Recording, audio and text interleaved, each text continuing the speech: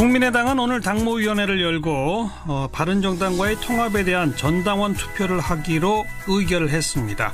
자, 통합의 파트너인 바른정당은 어떤 입장일까요?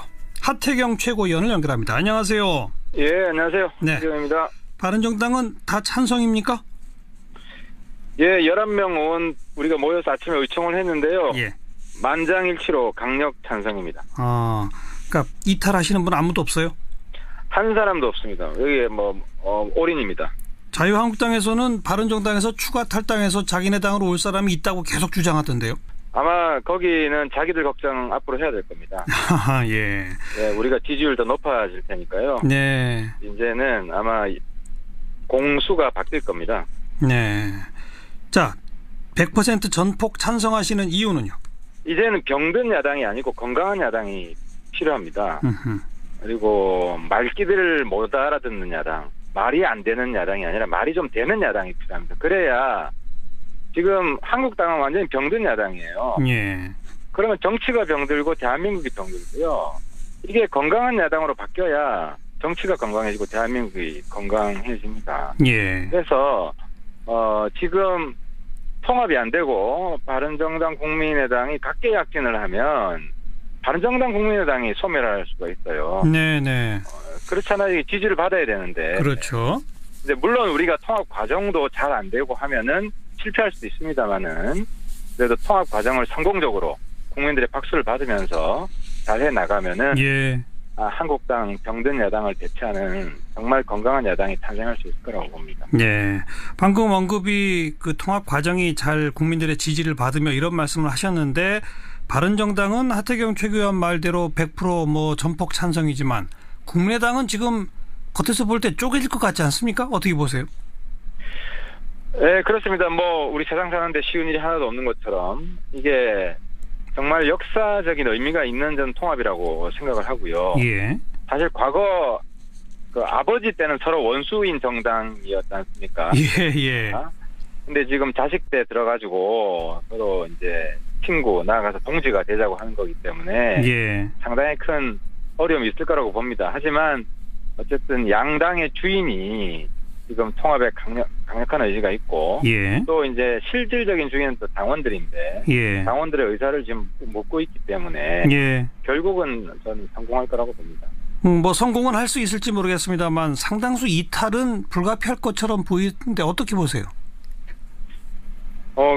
저희 내부에서 이탈은 아까 말씀드린 없을 것 같고요. 예. 국민의당도 좀 슬기롭게 잘 헤쳐나갔으면 좋겠습니다. 그리고 어차피 정치를 오래 하신 분들이기 때문에 지금 반대 지정에 있는 분들이 예. 이 역사의 큰 흐름에 저는 같이 할 거라고 생각합니다. 예. 그 박지원, 천정배, 정동영 이런 분들이 반대하면서 내거는 가장 큰 이유는 결국 안철수 대표나 유승민 대표 이런 사람들이 대통령 하고자 하는 꿈 때문에 자유한국당 쪽하고도 결국은 연대해서 신3당 합당처럼 돼가지고 다음번 대선 노리려고 하는 거 아니냐. 이거는 안 된다. 이런 주장인데 그런 주장에 대해서 어떻게 생각하세요? 그러니까 과거 그 민정당이었죠. 네. 옛날 3당 합당할 때 그때 민정당하고 지금 자유한국당은 근본적으로 다른 게요. 민정당은 6.29 선언에서 국민들한테 완전히 항복을 하고 다시 태어났습니다. 예. 그렇잖아요. 근데 이건 탄핵까지 당했고 실제로 탄핵 반대한 사람들이 다수고 저 정당은. 예. 그래서 저는 자유한국당은 제가 일관되게 이야기하지만 통합 대상이 아니라 소멸 대상입니다. 예. 그리고 우리가 합당을 하면 한국당은 없애기 위해서 우리가 노력을 할 겁니다. 그리고 지방선거 때도 그래서 야당 교체 완전히 바뀌어야 된다. 병든 야당이 아니라 건강한 야당으로. 예. 그래서 이런 저희들의 뜻이 전달되고 있기 때문에 그건 오해가 풀릴 거라고 생각합니다. 예. 바른정당 내 일부 의원들은 결과적으로 보수 대연합 쪽을 추구하는 분들도 있지 않나요? 그런 보도들도 나오고 있는데요. 그러니까 자유한국당이 보수가 아니잖아요. 아하. 저게 건강한 보수면은 사사건건 대통령 하는 거 발목만 잡고 발목 잡는 제대로 된 견제를 못 하잖아요. 예. 그냥 아무런 합리적인 이유도 없이 반대만 하고 대한민국 앞길 가로막고 완전히 구태 야당에다가 그래서 우리가 정말 도와줄 건 도와주고 또 견제할 건 견제하는 그런 건강한 야당이 돼야 된다. 예. 기본적으로 뭐 병들어서 지금 사망 선고 앞두고 있기 때문에 알겠습니다. 기본적으로 뭐 보수도 아니라는 거죠. 보수도 아니기 때문에 이른바 보수연합의 대상도 아니다 이 말씀이군요. 그렇죠. 자격도 없고요. 네.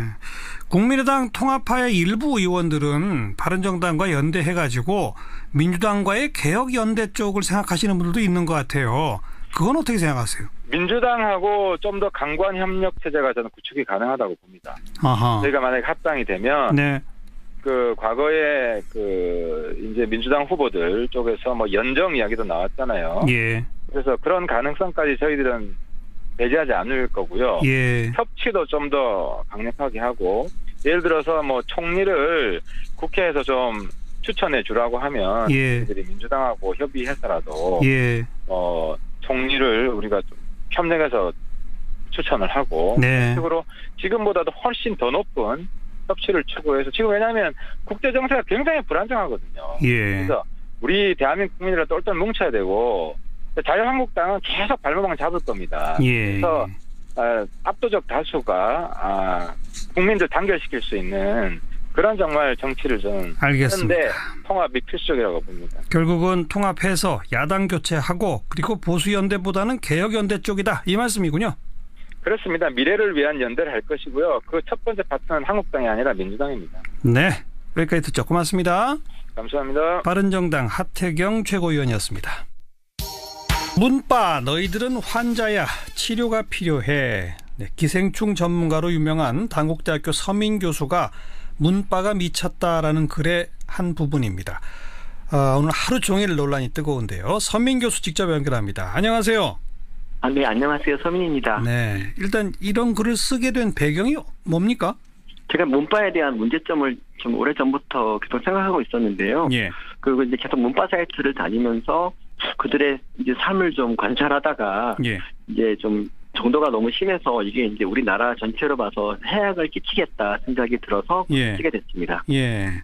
그래서 특별한 계기는 있었습니까? 또 특히 뭐 미쳤다, 환자다, 치료까지 필요하다라고 말할 정도에? 뭐 그전에도 계속 뭐 정말 자기랑 의견이 조금만 다르면 적폐로 몰고, 그러니까 정말 민주주의를 위해서 애써 싸운 사람들까지 적폐로 모는 걸 보면서 도대체 왜 그럴까 생각을 하다가 이제 얼마 전에 그 낚싯배 같은 경우도 예. 낚싯배로 인해서 막 사람이 많이 죽었는데 거기서도 이제 뭐 문재인 대통령 잘했다, 나라다운 나라구나 막 이렇게 얘기를 하더니 이 급기야는 중국 경호원이 기자를 폭행한 거에 대해서도 예. 뭐 맞을 짓 해서 맞았다고 되게 환호하는 걸 보면서 이제 드디어 이제 병이 정말 짚어졌구나 생각이 들어서 예. 누군가가 이렇게 나서서 얘기를 해야 되는데 아무도 못하는 거예요. 그래서 저라도 하겠다 생각이 들어서 글을 썼습니다. 문 대통령 극성 지지자들 문빠. 근데 이분들이 낚싯배 사고 이번에 기자 폭행 등등에서 보인 반응이 도를 넘었다.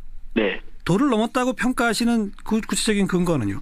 어쨌든 폭행은 기본적으로 나쁜 일이고요. 예. 근데 저는 세상에 맞을 만한 일이라는 게 있다고 생각하지 않습니다. 그냥 폭행은 그 자체로 나쁜 것이라고 생각하는데 예. 기자가 맞아서 크게 다쳤다. 그건 예. 당연히 중국을 욕하고 그리고 이제 우리나라가 항의를 해야 되는데 근데 어떻게 기자들을 욕을 하면서 잘 맞았다 아니면 뭐 어떤 분은 또 정당방위라고까지 얘기했지 않습니까? 아하. 그런 걸 보면서 이거는 도저히 제 상식으로는 납득이 안 갔어요. 그래서 저는 이제 이런 것들이 어쨌든 문재인 대통령의 지지율을 점점 떨어뜨리고 앞으로 해롭게 될 것이라는 그런 이제 위기감을 느꼈죠. 그러니까 문빠의 존재가 문 대통령에게도 전혀 도움이 안 된다? 그렇죠. 왜냐하면 사람들이 이제 대통령 싫어하게 되는 계기가 문바들의 극성 때문에 질려서 싫어하게 되는 경우도 되게 많이 봤거든요. 아하. 특히 이제 민주당 경선 때가 이제 그때도 그랬었는데요. 예. 뭐 사실 뭐 안희정 지사나 이재명 시장 같은 경우도 굉장히 훌륭한 분들이고 존경할 만한 분들인데 예. 문바들이 그들마저 적폐로 몰면서 욕을 막 해대했어요. 네. 그래서 그때 이제 그분들 지지자들이 뭐라 그랬냐면은 나 진짜 문재인 대통령 후보가 돼도 안 찍겠다는 분들이 좀 많이 있더라고요. 실제로 안 찍진 않았겠지만 예. 다른 후보 지지자들에게 상처를 입히는 그런 것이 너무 당연시되는 것 같아요. 이분들은. 네. 더 놀라웠던 건 이거예요. 네이버 같은 그런 포털 사이트에 검색어 조작을 하고 있어요. 그리고 그거에 대해서 문제의식이 없어요. 전혀. 그러니까 검색어 조작을 어떻게 한다는 거죠? 어떤 문재인 대통령에게 불리한 기사가 나잖아요. 예. 그러면 해당 사이트 URL을 딱 링크를 하고 예. 자, 이리로 가서 댓글 조작하자고 얘기를 하면 또 우르르 몰려가서 조작을 합니다. 근데 그 중에서 일부 문바가 이렇게 말해요. 야, 이건 좀 너무 심하지 않느냐. 이게 국정원하고 다를 게 뭐 있냐 그랬더니 예. 이건 당연히 해야 되는 일이고 우리가 그러니까 왜냐하면 저쪽 보수도 이걸 하는데 우리라고 하지 말아야 될 게 뭐 있냐. 예. 이런 식으로 정당화를 하는 거 보고 너무 막 무서운 거예요. 그리고 이게 진짜 얘네들이야말로 민주주의의 적이구나 생각이 들었어요. 근데 이제 그 문바의 문제점을 이제 통탄하는 분들이 좀 계신데, 이제 제가 존경하는 어떤 교수님 만나서 이제 문바에 대한 얘기를 하다가 보니까 예. 그분은 저보다 더 문바를 걱정하더라고요. 예. 그래서 제가 이제 말씀드렸죠. 선생님 그러면 글이라도 한번 쓰시죠 그랬더니 무섭대요. 무섭다. 네. 그래서 이 글은 내가 써야겠구나 이 생각을 했습니다. 예. 언론, 학자, 정치인들마저 문바가 무서워 눈치를 보는 한국인이 문바야말로 민주주의를 유린하는 주범이라고 해도 과언이 아니다. 이런 글을 그래서 쓰신 거로군요. 네, 맞습니다. 왜들 그렇게 무서워한다고 보십니까? 일단 언론사에 근무하시는 분들은 일단 뭐 자기 구독 부수가 떨어질까 봐 문바와의 싸움을 피하게 되고요. 예. 그리고 교수들 같은 분들 중에서는 의외로 멘탈이 되게 약하신 분들이 계세요. 예. 사소한 비판에도 견디지 못하더라고요. 예. 근데 저는 예. 멘탈이 정말 강해요. 그래서 제가 쓰는 거죠. 네, 네. 이처럼 그 아주 독특한 색깔로 지나치다고 지금 표현하신 강한 충성도를 갖게 된 그런 이유나 배경이 있다고 보십니까? 제가 생각하기에는 그게 갑자기 이제 그 노무현 대통령 예전에 이제 돌아가시고 뭐 그랬던 것들이 다 이제 기자 때문이라는 그런 잘못된 믿음이 이제 정설처럼 퍼지기 시작했어요. 그러니까 우리가 노무현 대통령을 못 지켰으니까 문 대통령이라도 지키겠다. 예. 이런 생각을 하고 갑자기 이제 그 기자들을 공격하기 시작하는데요. 예. 정말 이해할 수가 없죠. 좀 이해하기 힘든 멘탈인데 그거를 제가 어떻게 이해하면 될까 했는데 잘 이해를 끝내 못했어요. 예, 예.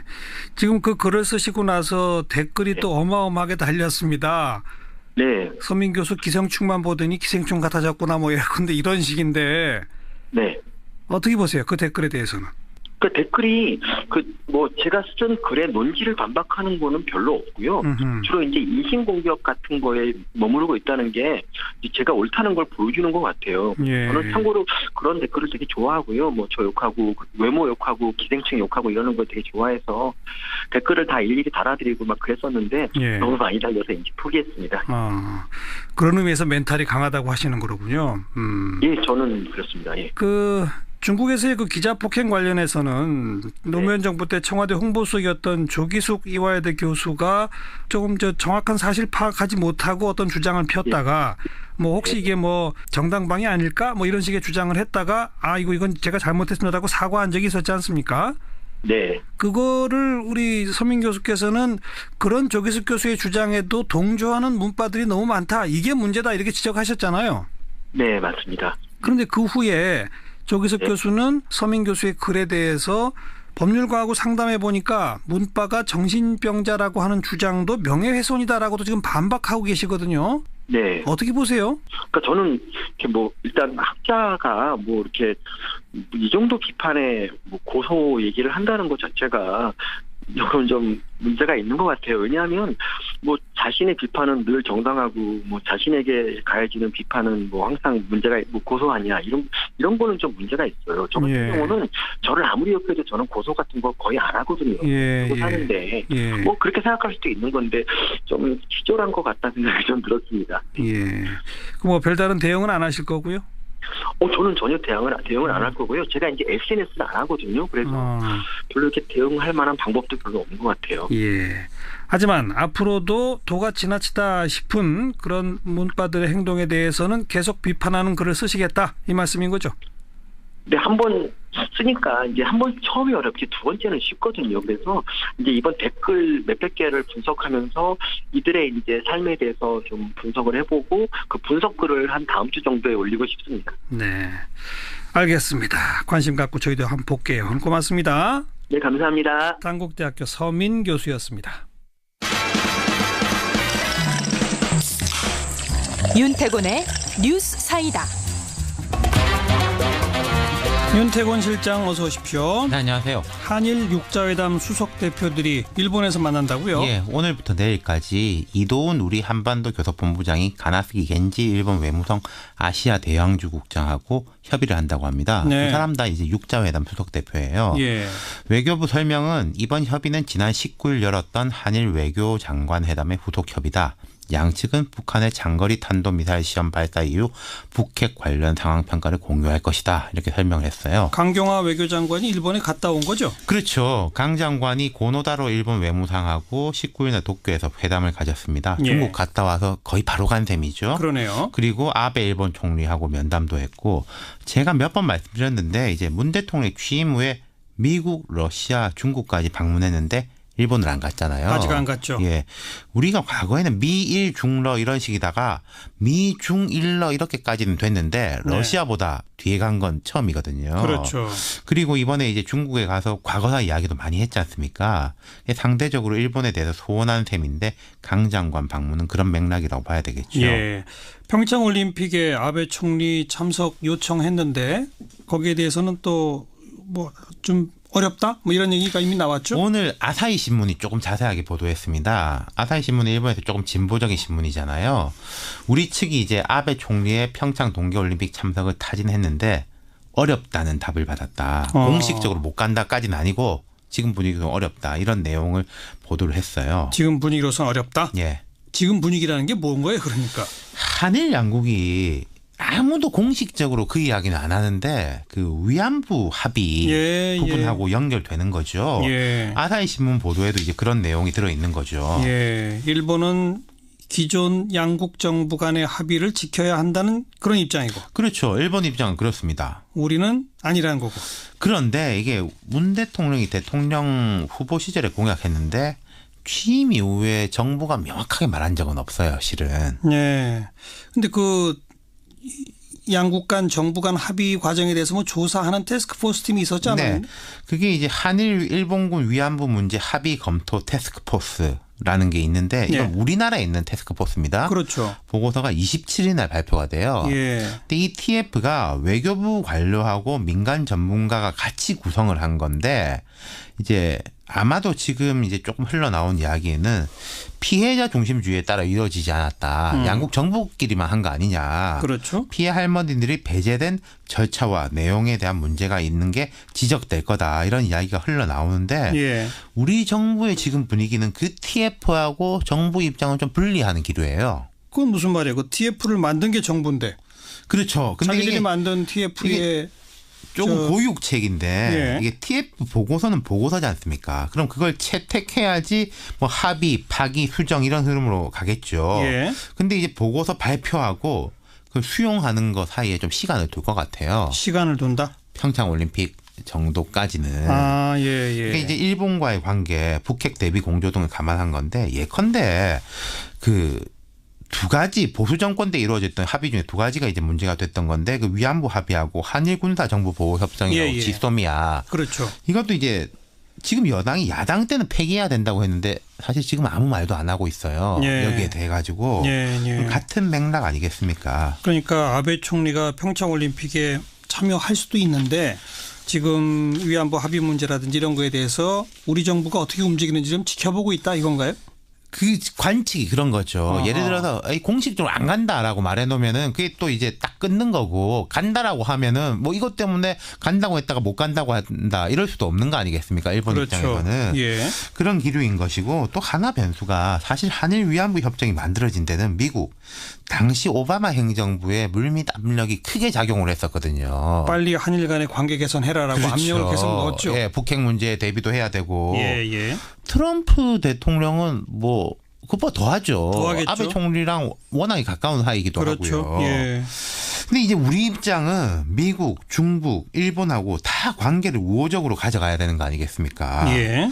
그리고 또 하나의 변수는 기존 위안부 합의에 대해 가지고 국내 비판 여론이 매우 높다. 지금 여권이 앞장섰었다. 그렇죠. 거기다 또 하나 변수가 문 대통령은 이번 평창 올림픽을 그냥 올림픽 잘 치는 거를 넘어가 가지고 뭔가 한반도의 평화의 모멘텀으로 삼으려고 하고 있거든요. 그렇죠. 그래서 이제 시진핑 주석한테 가서도 와달라고 이야기했다는 거 아닙니까? 그랬죠. 근데 중국도 확답은 안 했어요. 예. 중국은 보겠다는 거죠. 예. 일본도 지금은 우리 부정적인데 좀 지켜볼게. 예. 이런 기류거든요. 예. 그러니까 이제 우리가 문신의 폭이 좀 극도로 좁은 면이 있는 거죠. 그렇다고 시간만 끌어서 될 문제는 아니지 않습니까? 그렇죠. 이제 문 대통령이나 지금 외교부나 같은 경우에 예를 들어 위안부 할머니하고 스킨십을 많이 쌓아놓고 신뢰관계가 있기 때문에 어느 수준까지는 좀 이제 양해를 해주시는 게 있을 거예요. 예. 하지만 이게 어떤 이제 계속 길어질 수는 없는 것인데 어쨌든 제가 생각할 때는 한 평창 올림픽 때까지는 이대로 가지 않을까 그런 네. 느낌이 듭니다. 사실상 한일 간 그 위안부 정부 간 지난 정부에서 있었던 그 정부 간 합의는 지금 이행이 안 되고 있잖아요. 사실상은. 그렇죠. 근데 이제 일본에서 볼 때는 합의했는데 한국이 해야 될 일을 안 하고 있다. 그렇게 주장을 하는 거죠. 지금 상황에서 그렇다고 과거 그 재단 만들어서 돈 주고 하던 거를 문재인 정부가 할 수도 없는 거 아닙니까? 그러니까요. 이제 일단 동결시켜 놓고 있는 거죠. 네. 그게 평창 올림픽의 복합적인 다차원 방정식이다. 네, 그렇습니다. 수고하셨습니다. 감사합니다. 윤태권 실장이었습니다.